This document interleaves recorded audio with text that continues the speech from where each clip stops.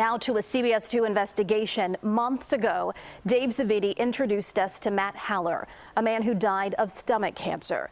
Haller told us before his death he was concerned his cancer was caused by elevated levels of ethylene oxide in the air near the Sterigenics plant in Willowbrook where he lived. A new Illinois law, the Matt Haller law, is the strongest now in the nation. With its air monitoring and notification requirements, it provides protections against toxic emissions. As that new law was announced, another cancer victim is telling her story for the first time.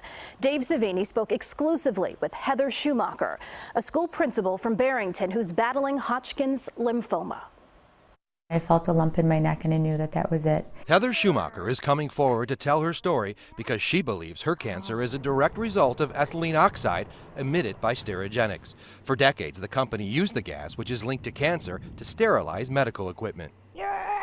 Okay, I got him. Heather grew up 3 blocks away from the plant, and in 2007, she was diagnosed with Hodgkin's lymphoma. My biggest fear is that I will not be around to see my children one day. She says the newly created Matt Haller law, which puts strict regulations on the use of ethylene oxide, couldn't have come soon enough. I've melted down to nothing. I've got nothing left. We spoke with Matt Haller numerous times dating back to January of this year. He lived about a mile away from the plant and got stomach cancer.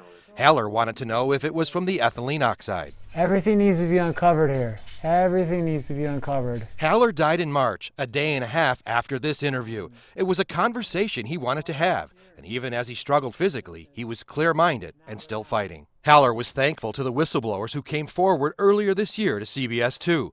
They allege the company cut corners on safety and released ethylene oxide without properly filtering it. You believe they were sending more of this stuff out their stacks, out their side vents, out their doors than they ever reported to the EPA. Definitely. It causes cancer, cell mutation, it's highly explosive. These former workers said ethylene oxide often escaped the facility. Mike Morales says he witnessed it too during his work there as a forklift operator nearly 2 decades ago. The chambers would run different cycles. They would leak gas. A lot of times, swear to God. There's a lot of things that were done that I believe people did not know about because that community would not have tolerated it. It scares me. Senator Jim Durkin sponsored the ethylene oxide legislation and named it after Haller. The point is that they will be regulated more than they ever have before. What was it about Matt Haller that touched you? He's a hero. I look at him as a community hero and someone who's advocating for anybody and everybody and who's encouraging people to do what's right. Schumacher is in remission and suing Sterigenics. In March, the Illinois Department of Public Health released a cancer study in the area. It revealed a 90% increase of her cancer, Hodgkin's lymphoma, during a 20-year period. Sterigenics has denied all whistleblower claims. Erica?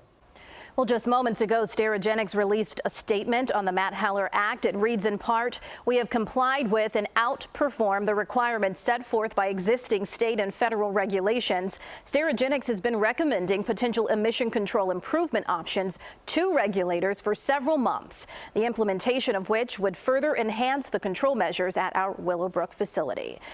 You may be wondering, what is ETO, or ethylene oxide, used for? In the case of Sterigenics, it is used for sterilizing medical equipment, but it is also used to make antifreeze, solvents, detergents, adhesives, and ETO is used as a pesticide on farms.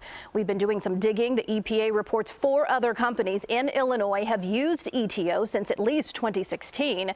Vantage Specialty Chemicals in Gurnee, Ely Corporation in McCook, Steppen Company in Elwood, and Tate and Lyle in Decatur. We'll take a look at how the air is being monitored around some of those plants at 6.